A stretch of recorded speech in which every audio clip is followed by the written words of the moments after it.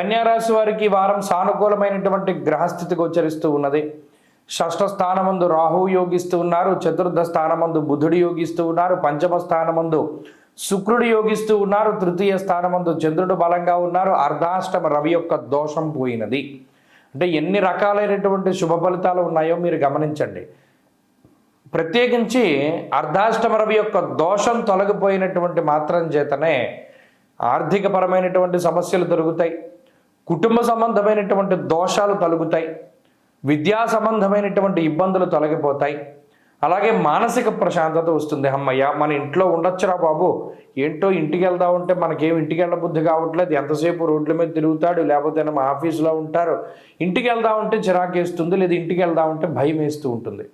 ఆ రకమైనటువంటి పరిస్థితుల్ని మార్చి అమ్మయ్య మన ఇంటికి వెళ్ళాలి లేదా గమ్మును వెళ్ళాలి అనేటువంటి విధానంలో ఈ గ్రహస్థితి ప్రోత్సహిస్తుంది.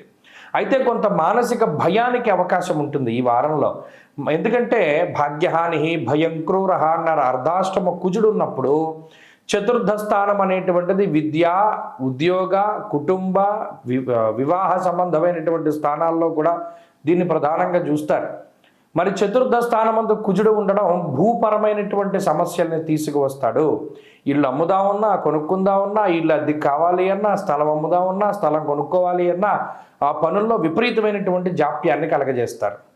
అలాగే దూరత్ర ప్రయాణాలు, పోలే మనం పండగలకి ఇంటికి వెళ్దాము, పండగలకి ఇంకో చోటుకి వెళ్దాం అనుకున్నటువంటి వాటిల్లో మార్పుని కలగజేస్తారు. అంటే ఈ వాళ్ళకి వెళ్ళాలి కానీ వాళ్ళ కుదరదు, ఇంకో రోజు వెళ్తారు, లేదా అసలు మొత్తానికి కుదరకుండా ఉంటుంది. దేశాంతరవాసం చేసేటువంటి అవకాశాన్ని ఇవ్వడు ఈ గ్రహస్థితి, ప్రధానంగా గుర్తుపెట్టుకోండి. కాబట్టి ప్రయాణాలు చేసేటువంటి వారు మాత్రం కొంచెం అప్రమత్తతతో ఉండాలి. జాగ్రత్త కాదు, అప్రమత్తత. అప్పటి వరకు వస్తాడు, ఏదో మర్చిపోతాడు, దానివల్ల ప్రయాణం క్యాన్సిల్ అయిపోయేటువంటి అవకాశం ఉంటుంది. అందువల్ల అటువంటివి జరగకుండా ముందు జాగ్రత్త చర్యలు తీసుకోవాలి.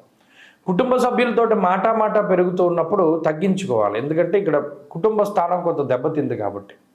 అలాగే ప్రత్యేకించి డబ్బు ఖర్చు పెట్టేటప్పుడు 1-2 సార్లు ఆలోచన చేస్తూ ఉండాలి ఈ వారంలో.